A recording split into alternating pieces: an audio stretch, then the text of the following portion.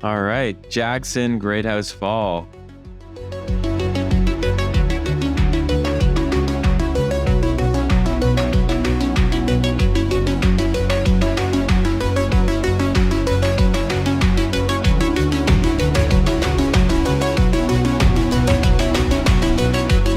What's up? Hey Greg, thanks for having me on. This is fun. Usually I do a little banter for a few minutes, but with you, I don't have any time for banter. I have a burning question, one burning question for you, Hit me. which is 48 hours ago, you were a relatively unknown, talented brand designer with a couple thousand followers. Today, you just came off being interviewed on CNN live. Yeah. First 20 live million, TV. Yeah. First live Yeah. TV appearance. first live TV appearance. 20 million plus people have seen your content in the last 48 hours. You kind of started a movement around AI. What is happening? Fill us in. All right. So the deal is, and like you said, and thank you very much. That's very kind of you. I've been a huge fan of all of these. I mean, I think we've all been really eagerly watching along as this AI just train has been kind of plowing over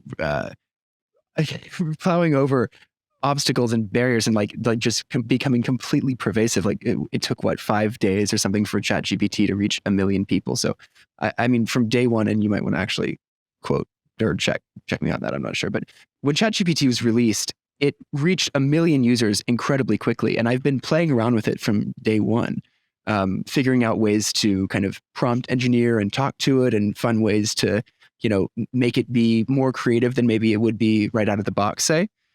So 2 days ago was just like any other day. I was messing around and I was chatting with a friend of mine, and I said, "Oh, wouldn't it be funny if you just kind of said, hey, I'm giving you $100.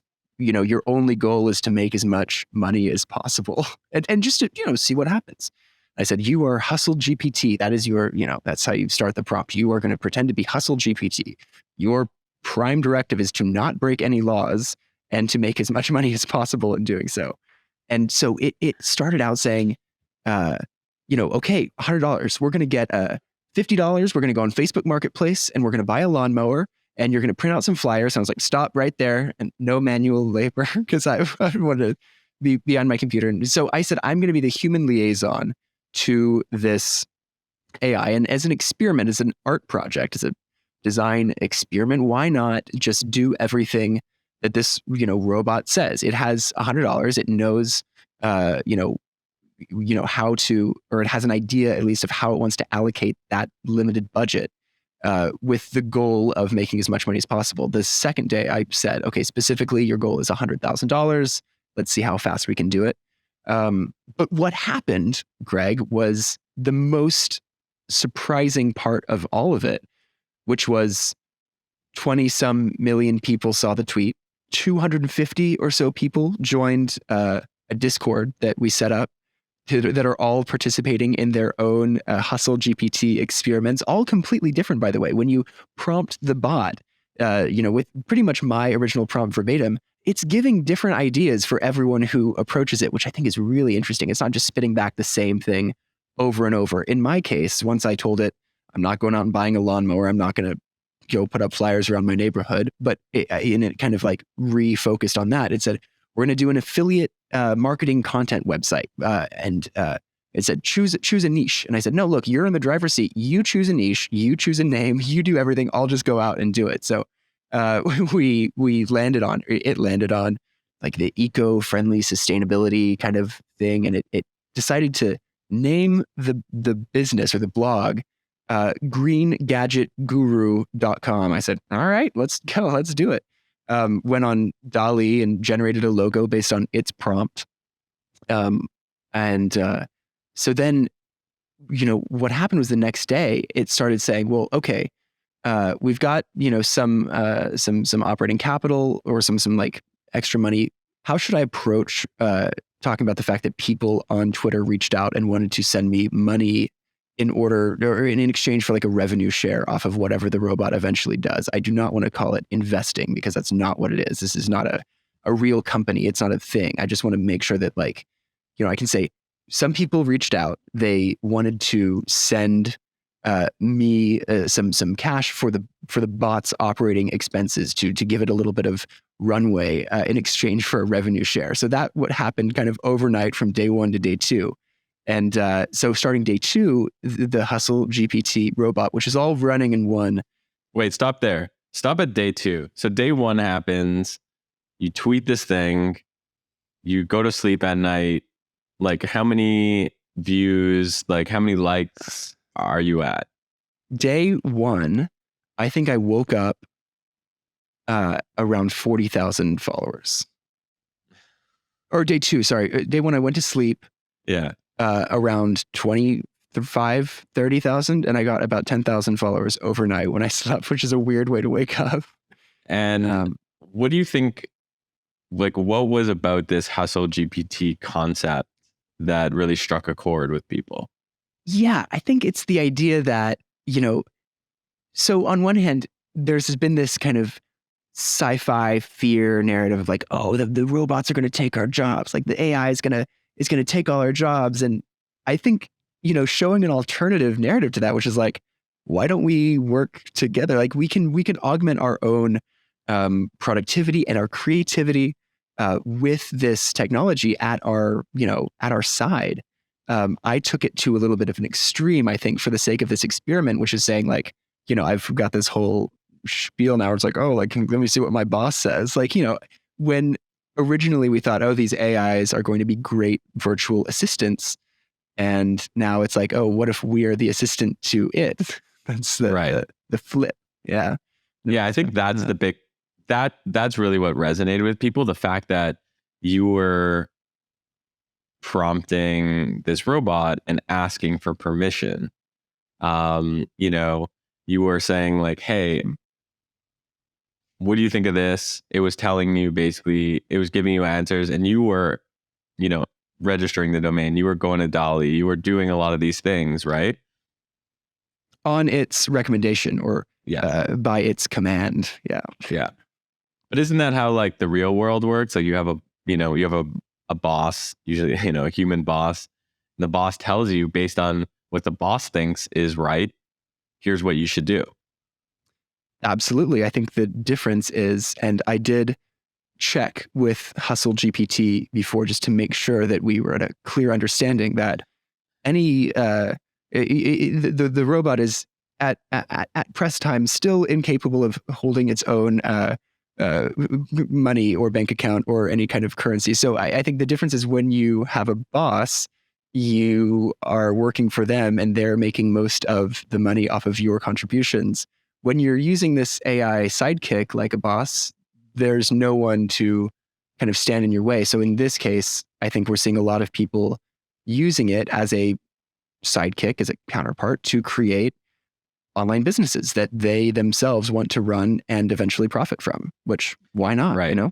And I think that's where the Discord is striking a chord, right? The Discord that you set up is striking a chord because now you have these hundreds of people who are like, hey, like I saw what Jackson did. Yeah, exactly. I saw what Jackson did and I want to, I want to do something similar, maybe in my own niche. Yeah, I would say like the vanilla experiment, the original experiment was let it choose the niche, let it choose every aspect of it. But a lot of people who have already been interested, I think there's one guy on Twitter who's doing something in the non-alcoholic beer space because I think he was already kind of like passionate about that space. And so he's using it to kind of direct around and build a content business in that space, which is really cool to watch too. He's posting, stats every day as well. And in the Discord, we've got people like kind of dropping even like hour to hour stats on like, what it's building and how it's going and all that stuff. It's really cool. Yeah, I think the other cool part about this whole thing is the interactivity of it all, right? The fact that people could, and in your initial tweet, you actually had the words, I think, follow along. And yeah. Right? Did you have those words? I did. And Greg, I think that's a huge reason that like that was not, I wasn't planning this. This was not like an engineered like, oh, if I say this way, then it's going to go super viral and all that. It was like, I just said follow along to my friends that I have on, that I had on Twitter. And what I think happened was people saw it. They saw the thread developing in real time. They saw the words follow along, not in like a pushy, like salesy way, but they're like, all right, I'm literally going to follow along. That's why I've never seen, not to like toot my own horn too much, but like I've never seen this kind of follower conversion off of a single tweet thread. I mean, it's nuts, right? Like it's nuts. No, it's nuts. And it's super like, I've never like brought someone onto this podcast and be like, explain me your tweet. But here we are today because I think it's so fascinating on so many levels that people are just so connected to HustleGPT, to your story, that there's something there, and it's worth like kind of digging to be like, okay, like what is really happening here? I know. I think look, a lot of it was totally right place, right time. Like, I'm not going to come out and say that I totally planned this. Like, I'd been like scheming for weeks. It was truly an off the cuff, like just fired off a tweet. But I think what resonated so much was like you said, the interactivity aspect, watching along, following along, and people who have everyone's heard of ChatGPT at this point. I think everyone's like seen it in the news and whatnot, but like the realization that, oh, this could actually have implications and use cases beyond just like, I don't know, high schoolers plagiarizing essays or whatever, like whatever the kind of narrative has been around like, oh, it's just it generates kind of just, so realizing that there might actually be applications beyond this. And like, I don't know what those are. Like someone today I saw in my DMs was like, look at this way that I prompt engineered it to create like a 90-day plan for like scaling this business, and then break it down in a table where it shows you, what you're going to do every morning, afternoon, and evening for every day for like, 90 days or something like that. I was like, this is genius, of course, because the coolest thing that I've found about this specific language model, that's ChatGPT, GPT-4, if you subscribe, GPT 3.5, if you don't, which is pretty much the same thing as far as I can tell so far, is the fact that it doesn't say no to anything, which sometimes leads to factual errors. But for the most part, if you say, okay, now I want this formatted this way and I want you to update that, it will never get pissed off and say, oh, I'm done on this for today. Like, I'm going to go home and be with my family. I know this sounds horrible to say, but like it doesn't have any barriers to, or sorry, what do I want to say? Greg, what I want to say is that what makes it so interesting is that there's no incentive for it to deny a request or to say, I can't do that way. Even if it gets it wrong, it will still do its best to like complete a prompt or a question or a task specifically how you've asked it to. That to me is wild, because there's always a need for human editing and human intervention and common sense checking and fact checking, especially. Like, our jobs are still safe. This thing is not going to, replace your advertising copywriter. It's not going to place your content writer. It's not going to place any of these things that people are so worried about because of the need for human kind of nudging and course correction. Today, it's not going to replace it yet. That's the other thing is like, you bring up a really good point, which is it doesn't say no. And it'll spit out information regardless. Today, I was just, I was like, what if I go into ChatGPT and I said, who is Greg Eisenberg? I wonder what it'll say. And I did it, and I'll read you up a little bit of it. Greg Eisenberg is a Canadian entrepreneur and investor who has founded and co-founded several successful startups, including including the social media app, quote unquote, Late Checkout. Okay, Late Checkout not really is not social media, but I am a co-founder in that. And the e-commerce platform, quote unquote, Waxman, which was acquired by Groupon. What? Also not true. Yeah. What? He has also been an advisor and investor for numerous startups, including Uber, WeWork, and Snapchat. Is that true? That is not true. Yeah, that's so weird. How funny. right? Now, do you have the access to the new Bing? I do. Yeah. You should ask it who is Greg Eisenberg on that, because that is plugged into the current internet. I mean, I think if I asked ChatGPT who is Jackson Greathouse Fall, it'll be like, no, who the hell is that? Like, I won't know. But when I ask Bing, it's like, oh, here's like, here's what he's known for, the HustleGPT experiment on Twitter. I was like, I'm known for so, yeah, that's all right. Yeah. So that the Bing AI is where it gets really interesting with searching up to date and factual information, less so for like content generation or anything like that, but it's, they're two very similar products, entities with different use cases. That's what I think is super interesting about it. What do you wish GPT-4 had but doesn't have? Like what would take it, Hustle GPT to the next level?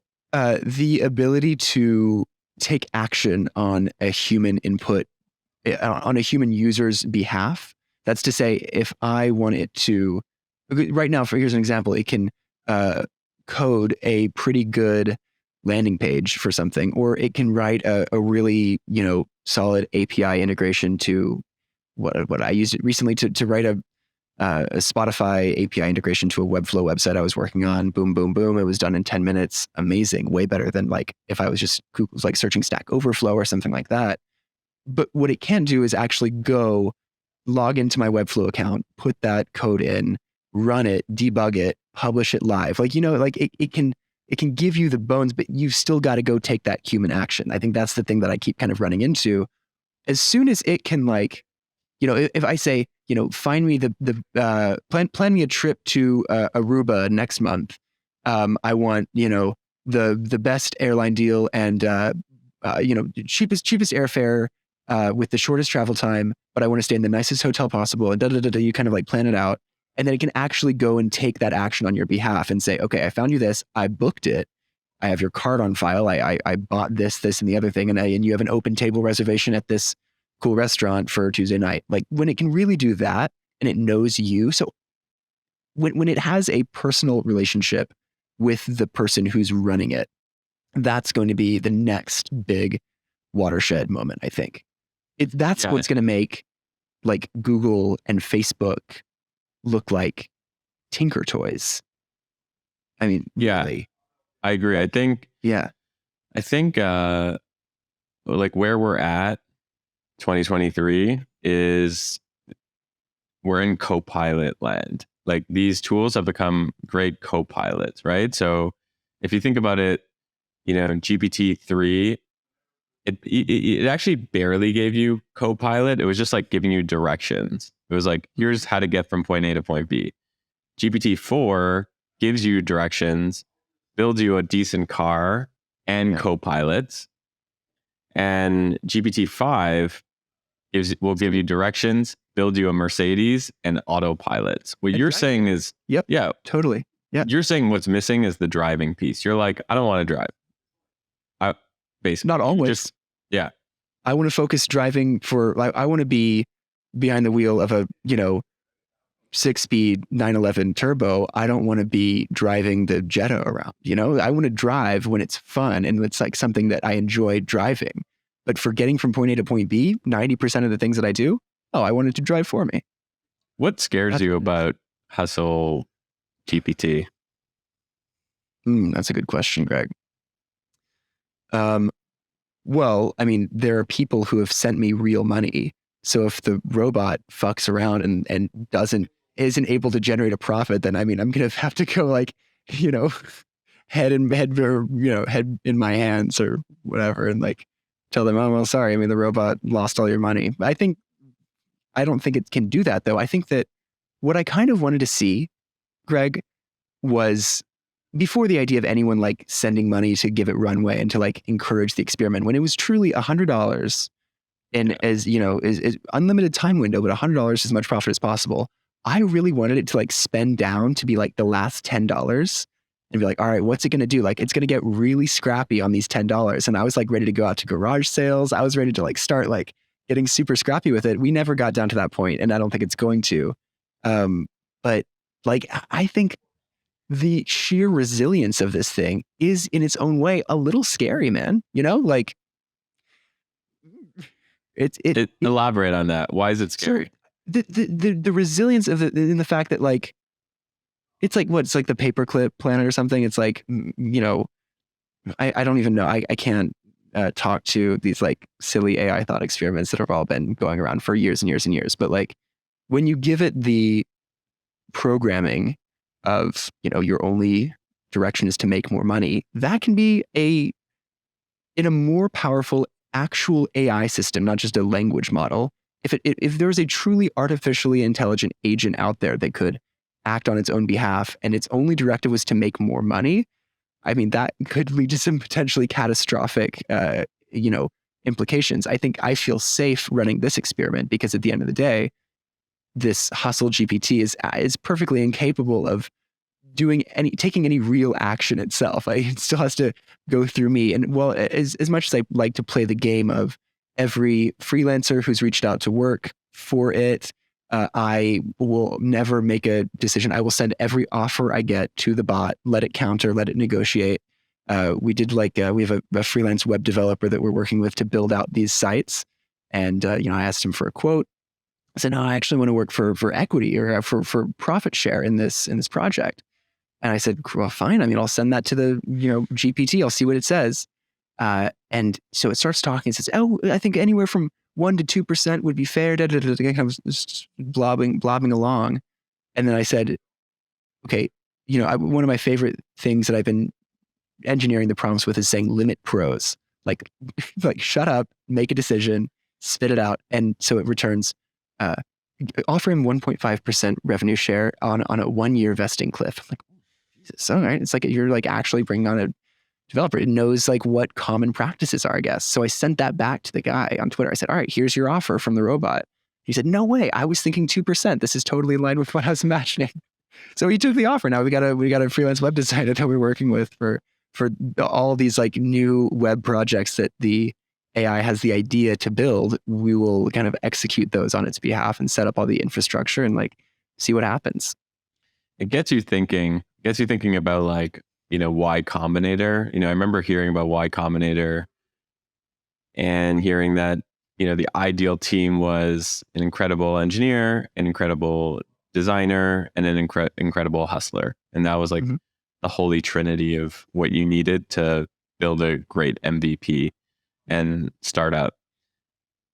Fast forward to today, the question is like, do you need that? Like, what is the holy trinity? Is the holy trinity, an incredible prompt engineer with like AI by its side? Is it, how do you think about that? So yeah, you still need the incredible hustler. I think you need someone who's creative enough to ask those questions, to engineer those prompts.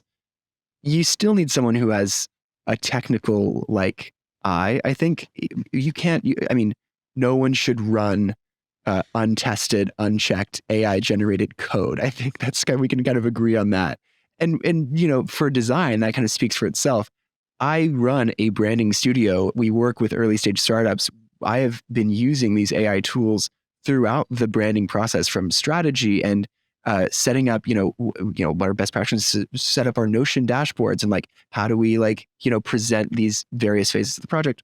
Anyway, I've been using these tools for months. I've been using in the actual concepting phase of design, the mood boards to logo concepts, using tools like Dolly and Midjourney to generate hundreds and hundreds of concepts and ideas way faster than any freelancer could. The difference is they're all kind of shit. There's like artifacts and it can't do words right. And it doesn't look like anything you would actually want to put on a presentation to a client. What it does give you though, is this incredible like multitude of jumping off points that you can then give to a human designer and really run with those concepts, because it generates cool concepts. It just can't fine tune the details. So in the same way that you need a technical person, an engineer, a designer, and a hustler, you're just right now today, we're just stripping away little by little at what the threshold is for necessary human intervention, right? Today it can't generate a brand style guide plus landing page plus MVP, or even forget that. Like, why would we need the concept of an MVP when you can generate a fully fledged, product that's ready to go live and start user testing on something that normally you wouldn't be able to have built for a number of months or years even. I think that, so the necessary human counterpart still boils down to someone who is like hungry and creative and ambitious and not necessarily technically talented, not necessarily design talented, but there's still that level of savvy that you need to have. Sorry, I'm rambling. That's kind of what I was trying to get at. Does that make sense? Yeah. Where should we go from there? Yeah. Well, first of all, I saw the logo that was produced by HustleGPT. And I loved how you talked about, you're like, as a branding designer, it's taking everything in me not to tell it this is a bad idea, but here we are. And it produced this like kind of like stock looking image. Yeah. And it was like good enough to get going, right? But like you would never launch an MVP with that, correct? No. And the other thing is, I think when I use DALL-E or Midjourney to generate ideas for actual projects that I'm running, or for clients or personal projects or whatever, I think I take a different, more kind of targeted approach to the prompt engineering that goes on there as well. In this case, for the HustleGPT Green Gadget Guru website, I asked it to generate a prompt and put that in verbatim. And I just picked the first one that it made. So I tried to have as little human intervention as possible. I said, you make the prompt, you are in control of saying what it should be. And it's generated things like, a gear for gadgets and like a leaf for eco-friendliness and like green and blue and white colors. And so it's like, okay, you kind of have like a decent idea. The way it was phrased though, and this is funny, was totally not the way you would normally write a DALL-E prompt. It was verbose and it was long, and I didn't want to correct it because DALL-E is an open AI product. I feel like the GPT language models should understand how to talk to DALL-E, and I guess that's just not here yet. Which fine, it still generated something. It knew it wanted a logo and it understood everything, but it was just too verbose and it was a little too like, unnecessarily descriptive to get a concise concept for a logo. So that's where I'm curious why you think, you mentioned before, like, I don't think copywriters are out of a job soon, or I don't think designers are out of a job soon.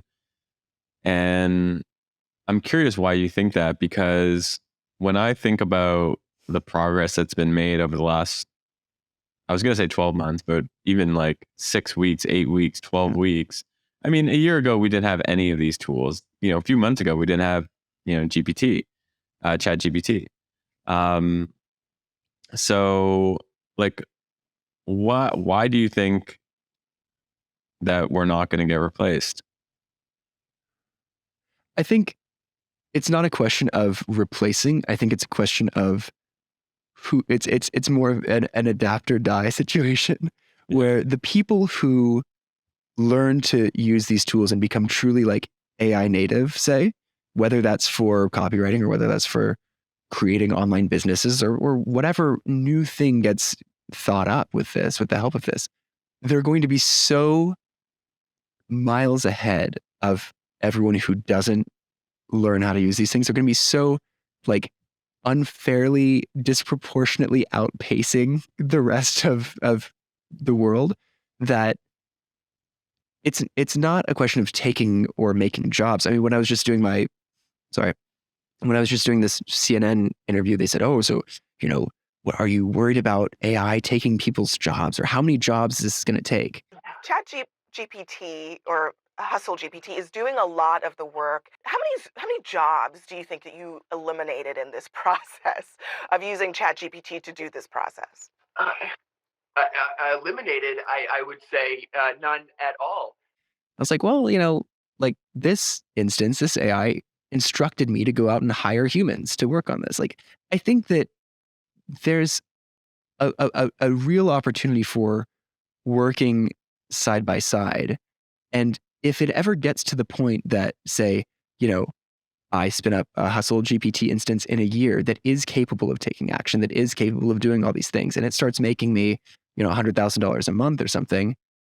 Why would I want to work? Why would I want a job? And I think that people who really want to do something, want to, be creative, have some creative endeavor, pursuit, community building or client servicing or writing, or, they're things that as humans we get enjoyment from, fulfillment from. We derive our life's meaning from our passions. And I don't think that any, you know, disruptive language model or artificial intelligence is going to void us of that ability to get, pleasure from things that we love to do.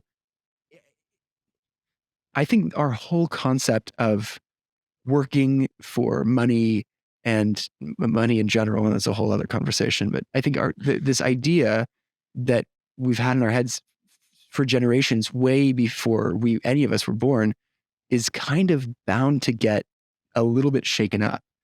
And that's why people are worried about their jobs disappearing. But maybe we're like needing to refocus and reconsider what the purpose, meaning, and reasoning behind jobs in the traditional sense is. Maybe that's just bound to change. Maybe that's a good thing. Sorry to interrupt your listening, but I had one quick thing I wanted to ask of you. If you're enjoying this podcast at all on Apple or Spotify, please go to our YouTube channel at Where It Happens. You can do it right now. Just open up the app and subscribe to the YouTube channel. That shows me that I'm giving you value, that you're enjoying it, and allows me to continue doing this podcast. Thank you so much. See you on YouTube. So should people be worried about their jobs? Because you are saying like... It depends. What's your job? Yeah. Right. It depends. So, I think a lot of people should be. Yeah. Let's be honest. Totally. Yeah. So what be real? Off the top of your head, what jobs do you think are likely to be replaced in the next? Lawyers are safe. Yeah. Lawyers are safe because the government takes so long to change anything. You're not going to be able to get a GPT in the courtroom anytime soon. That's for damn sure. So lawyers. So wait, are all lawyers safe? I would say probably no. Not, I'd say like the paralegal profession is probably not for. So I mean like a court operating attorney. I think the legal profession is going to change so much. Not that I'm not a lawyer. I don't know much at all about the legal industry, but like already you've got do not pay. Using GPT-based language models to not only like contest telemarketing calls, but to actually proactively like sue these telemarketing companies on your behalf and like send those letters, file those lawsuits or whatever, which is nuts. Like, I don't know what it would have cost or what it would have taken for a average Joe in 2010 to sue a telemarketing company, but it's insane that you can just press a button and have this done now. So the legal side of things has already been like totally disrupted, and it's going to continue to change enormously over the next few months. I think it's going to see the most change. Whose jobs are not safe? Oh, Greg, you're going to have to help me out on this. I don't know, but like so many now I'm just trying to think. I'll give you some time to think. Yeah. So when you think about doing a job, there's repetitive tasks and non-repetitive tasks. Right. What are the jobs that have the highest number of repetitive tasks? I think the hardest part about this, okay. They're entry-level jobs, regardless of category or industry, that are given usually to younger people who are just entering the workforce. They're the internships, they're the paralegal, for an example.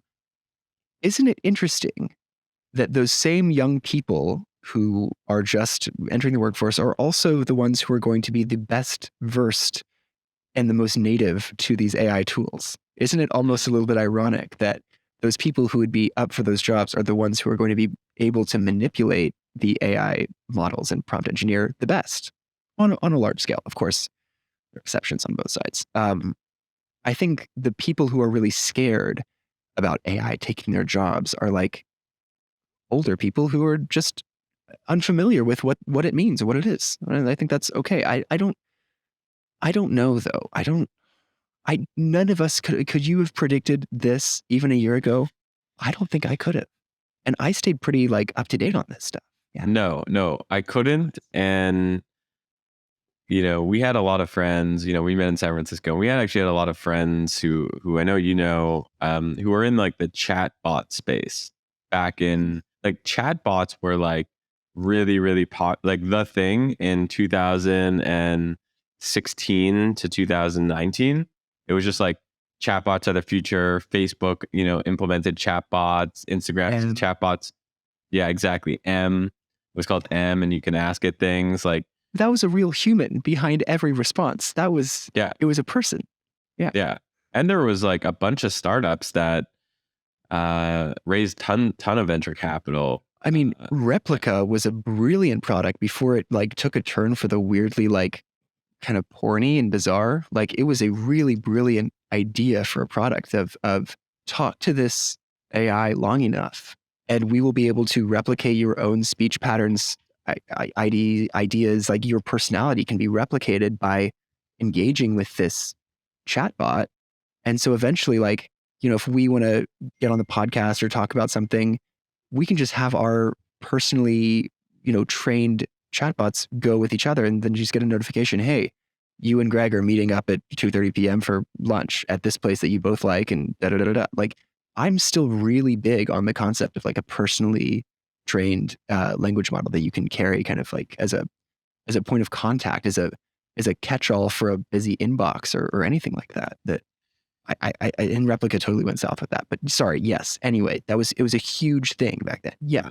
Replica was born out of this rush for chatbots. Replica, I remember meeting the founder, her in 2015. I think it was 2015 when she started the company. I mean, that's almost 10 years ago that she's been slogging away on this. And for the longest time, people didn't really, and me included, frankly, like I remember being at a dinner with her in 2016 and being like, why are you working on this? Like it felt like this is eventually where the world was going to go, but it felt so in the future that it was like, yeah, I don't know. Maybe that's why I like loved it though. Yeah, totally. Yeah. So I think the lesson there is kind of like, I mean, it's an obvious one, but it's like the timing is everything. Yeah. As I recently learned, I think right place, right time in a lot of things. And I actually was in the right, I was in the right place in the right time. I saw your tweet and you were basically you want to say what happened? Yeah, why not? Yeah, do it. I'm going to pull it up. So for a little bit of context, someone had DM'd me with like a shower head brand that they worked with. They're like, oh, could you like sponsor a tweet or like sponsor a post on the website when it goes up, like send you $65 to promote it. And I was like, all right, ask ChatGPT, like, can we do this? Like, it's like, yes, this is a good way to grow some initial revenue. Like, why not sell an ad space? It's like, all right, the robot said yes. So I guess we're going to fucking sell an ad space. And then you reached out and I'll let you.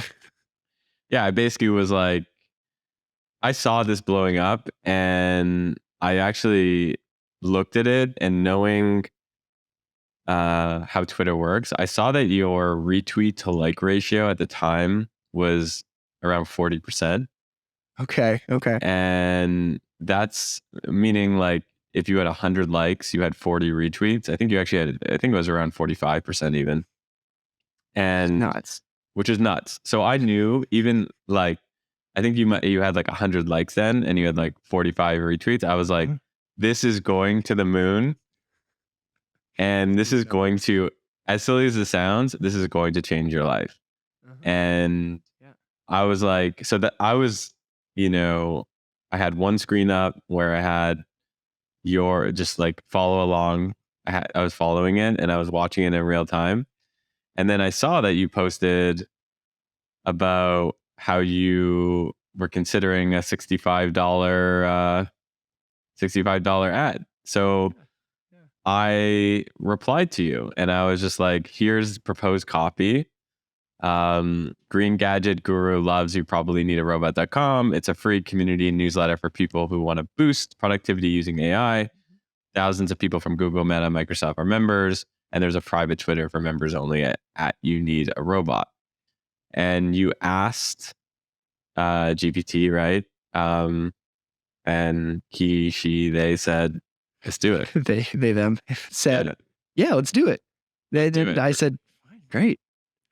And then within 1 second, I was like, oh my God, do I have his number? Like 1 second, $65. I send it over. It's like probably 10 or 10:30 at night where I am at. And I lean over to my girlfriend and I was like, oh, I told her the story and I was like, I bet he's not even going to remember to post it. And I was just like, it's all good. I was like, I know Jackson from back in the day. I'm like, it's all good if he doesn't post it. I'm just like, I'm happy. Like, this is like my fun, you know? Yeah, sure. This is like some people, you know, I was having so much fun watching and following along. Long story short, you post it. It gets 2,400 likes. Okay. Millions of views though. Millions of views. Yeah. And thousands of people join our Discord. Yeah. Overnight. And overnight. Man. And best $65 you ever spent?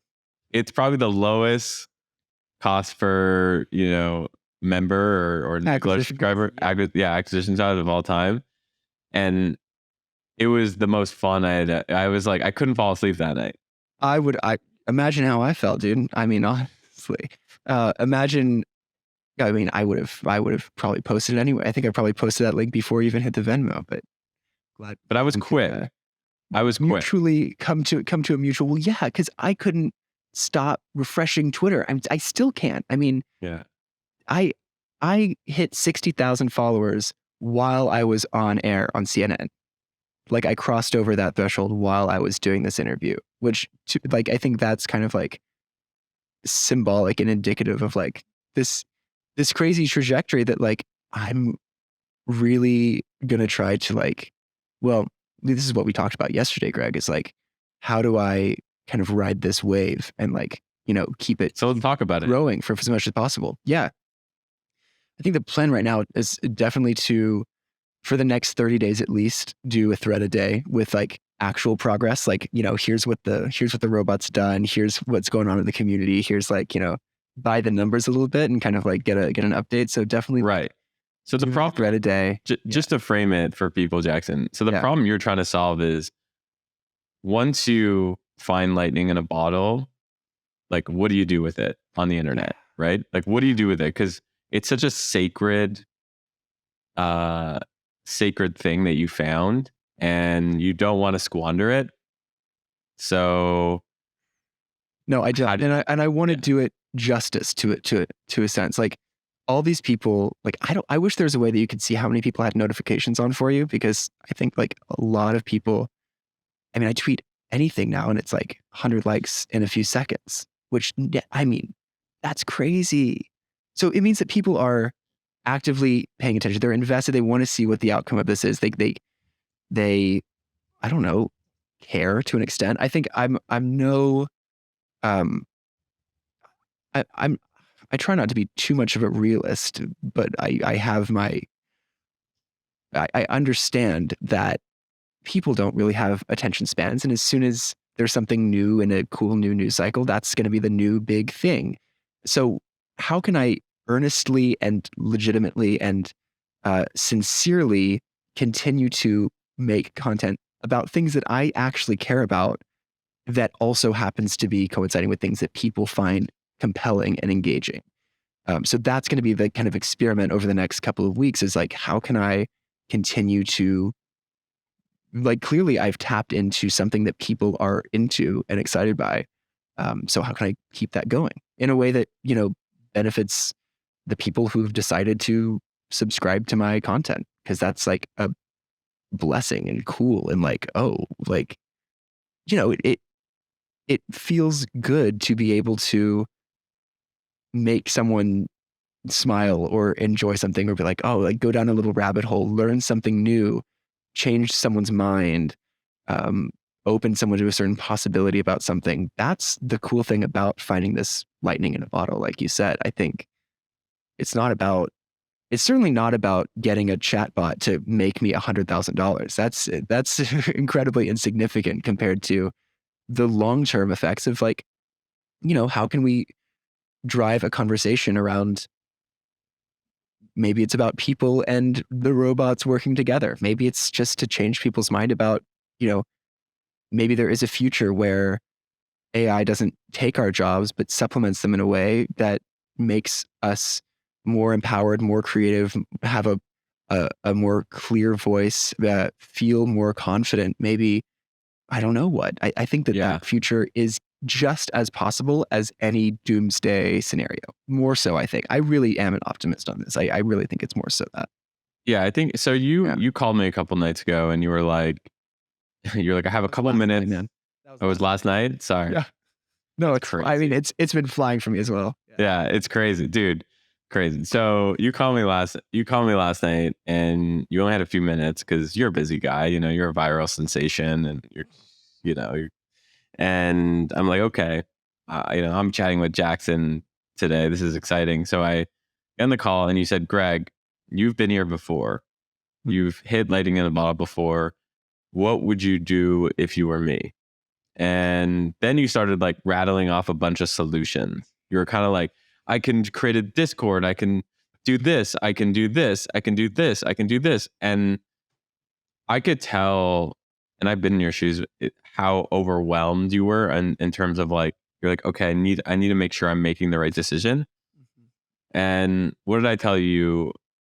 What did I tell you to do? And the reason I want to bring this up is because I think that this will be a helpful framework for other people to apply in their own worlds. Do you remember what I told you?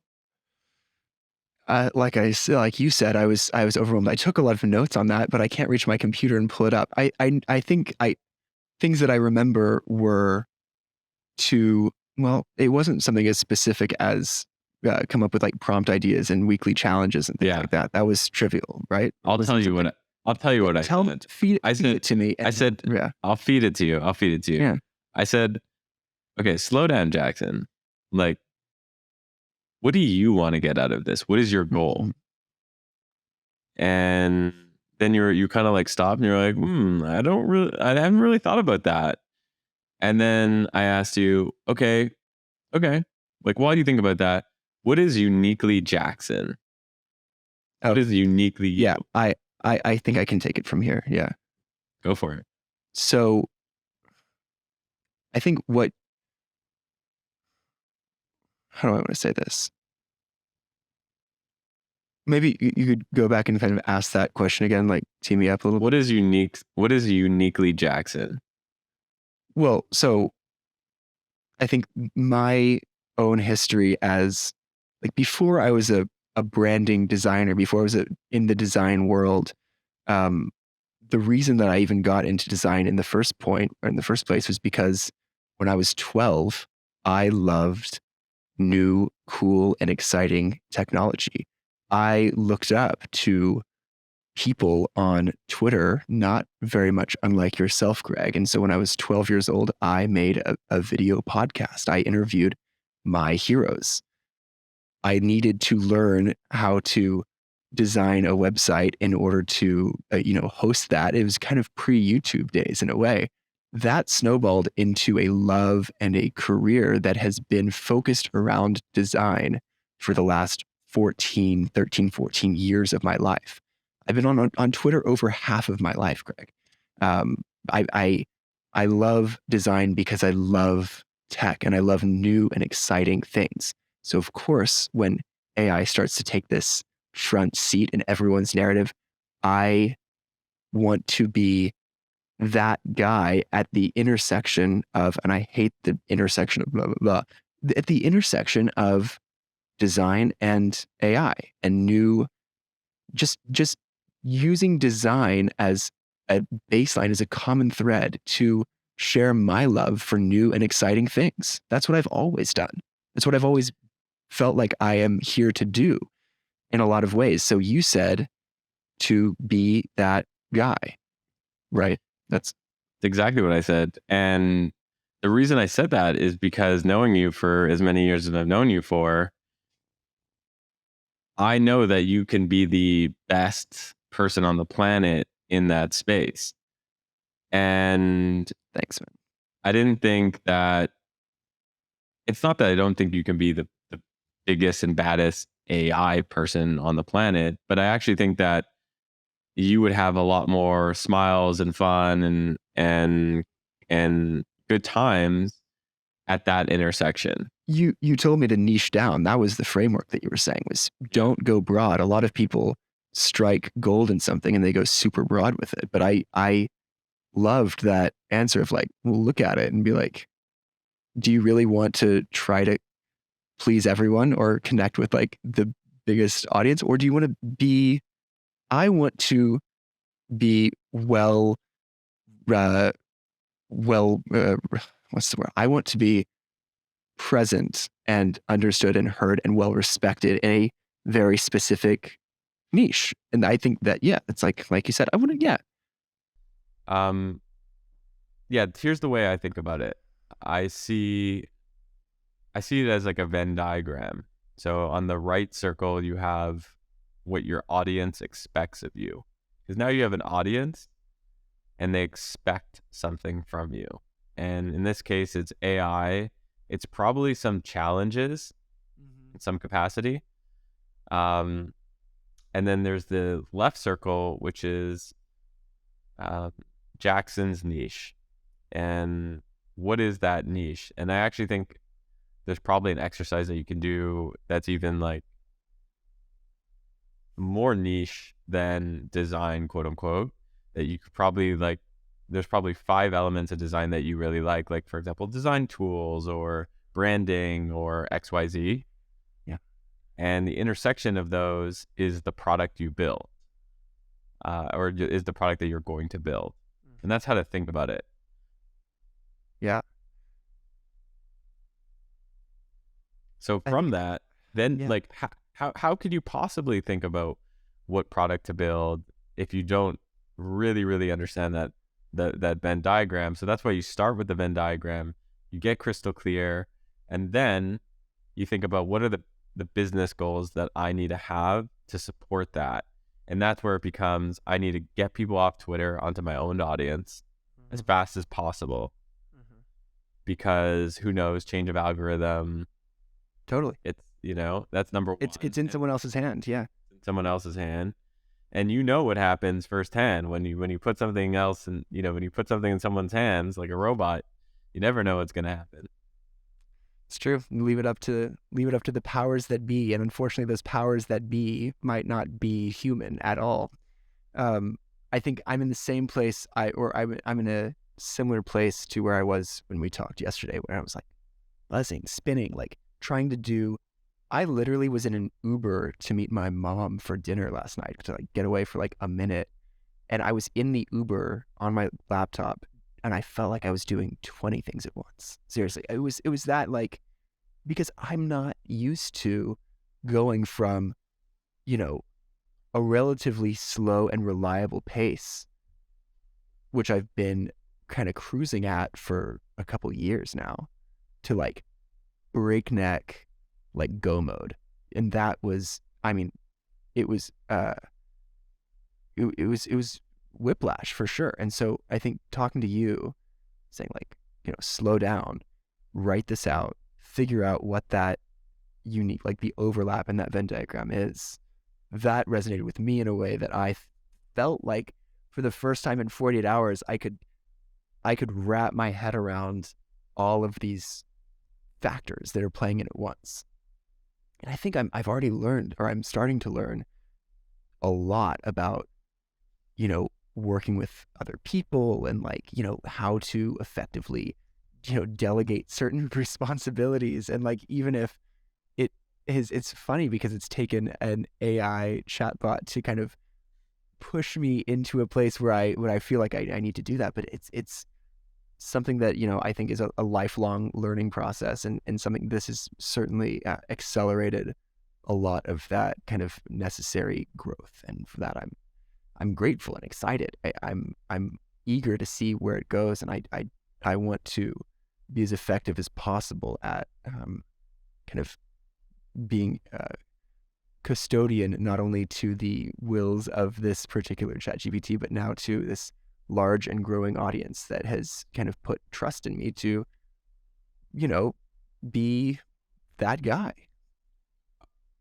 The other thing that we haven't mentioned is that you've been like prepping for this moment like your whole life in a lot of ways. I mean, we touched a little upon it, but you are a really special individual. So I met you in 2014, I think. 2014, in San Francisco. You were living in this house with a bunch of other like 6 to 8, 18-year-old gigabrains. Yeah. Okay. Yeah. And you were wearing like a full suit like you are now. If you got to watch, by the way, if you're listening to this, go on YouTube and like watch him, because Jackson always dresses to the nine. And so you're wearing this suit, and you come over to my house. I think the first time I met you, you're like, you wanted to hang out, and I was like, who is this like 18-year-old or 17-year-old or whatever smoking a cigarette? Where's a full suit? Never see that. Never see. I saw like the way my house is structured is like my balcony is like over, like I can see who's coming in front of me, and I see this like 18-year-old kid smoking a cigarette in a full suit. I hadn't seen a cigarette in years, and I hadn't seen a full suit in years. Yeah. And I was like, who is he? The hell's going on? Yeah. You come up and you just tell me about how you're a designer and some of your work that you've been doing. From that, you started a crypto company in 2015, I believe. So like way ahead of the curve. You always had this eye for, what's coming next. I mean, that I wouldn't have started, or I was a co-founder in that, and I would not have been involved in that if it weren't for 2 of those 5 to 6 or 7, 8 guys, however many people I was living with in San Francisco at the time. 2 of them were starting this company, and they asked me to be a third co-founder. One of them was a former employee of yours. Actually, to be completely honest with you, actually, the friend that's formerly. Simon worked for you as well? Oh yeah. Yeah. Oh yeah. All right. The conversation I was having when I came up with the idea for the HustleGPT tweet was in one of my conversations with Stefan, who's still a good friend of mine. And so I could say, maybe wouldn't be here if it weren't for, definitely wouldn't be here if it weren't for him in a lot of ways. Wouldn't have met you if it weren't for him. Wouldn't have, love that guy. Anyway, shout out Stefan. What's up? Yeah, amazing guy. But I think so actionable takeaway for people, what do you think that is? Like, what is it about your background and your story that prepped you for this moment? Look, I'm just gonna say it now because I'm here, this is happening. I've always known that this is kind of I've always known that this is kind of my intended, I don't want to say final form, because that implies some completion of something. That's not at all what I mean to say. When I had a conversation with my incredible friend, Garrett Scott, Pipe Dream Labs, shout out, we sat down for a cocktail in Oklahoma City about a year and a half ago. And I asked him, what is the one thing that you think that I'm failing to do that I could be doing better? And because I trust him a lot as a person, and he, without missing a beat, said, making video content, growing an audience online, sharing your story with people. You're meant to do this. This is something that you haven't given a true shot at for whatever reason. And you owe it to yourself and everyone else to do that. And that really sat with me a lot. And, we can make excuses all day for why not to do something, don't have enough time, quality's not there, not good enough, embarrassed, people are going to judge me, people are going to I remember when I was 12 years old, starting that first video podcast, when I was, talking to Gary Vaynerchuk after he dropped his first ever book in 2009. I mean, way back when he was just a wine guy, he was my hero. And I sat down and I talked to him, and that energy that I had, the conversation that we had, that person that I was as a 12-year-old kid, as silly as it seems to say, was something that I never forgot and that always stuck with me. When I didn't make a career out of podcasting or vlogging or whatever it was back then and became, full-time in design, I said, that's fine. I can let it kind of fall by the wayside. But this always has been kind of eating at the back of my mind. So this is as big a push as I've ever had. And it's as good of a reason as any to go full tilt in that aspect of my personality that's always been, very core to who I am. It's just me. Here's my answer to that question for you. Hit me. So number one, you always dressed the part, literally. Like you always dressed the part. You showed up. I only own like 3 outfits. I'm just wearing the same things over and over again, Greg. You dressed the part, period. So number one, you dressed the part. Number two, you played the part. Like you started a video podcast when you were 12 years old and you interviewed Gary Vaynerchuk. Like you might not have done it well, realistically. I mean, maybe you did it well, but you might have not done it well. But you showed up and you played the part. And then the last thing is you are the part. You remained authentic throughout the entire journey, right? And that's sort of the as I was saying about the Venn diagram, it's the left circle. Yeah. Right? It's the left circle. So I want to end there because I want to end there. I think that's a good ending place. To be, man. I that touches my heart. I appreciate you saying that because My pleasure. well, I respect you tremendously for being a kind of a role model in a lot of ways from a distance. And so we've known each other for a really long time, but I appreciate you kind of being here when I need a little guidance and asking the right questions and helping me out with that and saying that's really cool of you, man. I appreciate it. My pleasure. Where could people find you? Well, where could people find you on the internet? And then how could people get involved with this whole craze? Well, it's fortunately for them all in the same place on Twitter at Jackson Fall, JacksonFall, spelled pretty much like it sounds. What do I want to say? Yeah, on Twitter at Jackson Fall, people have co-opted and run with the hashtag HustleGPT. You can see a lot of people live tweeting their progress there. You can find my Discord for HustleGPT specifically on my Twitter account. And you can subscribe to my Substack where I'm posting kind of regular updates about this. And that's at jazzy.substack.com. And I don't know what else. That's pretty much it. You can hit me up on, DM me, ask for my phone number. We'll text, we'll FaceTime or something like that. Cool. Twitter, I think all your stuff is there. So Twitter's it. Yeah, it's all there. Yeah. And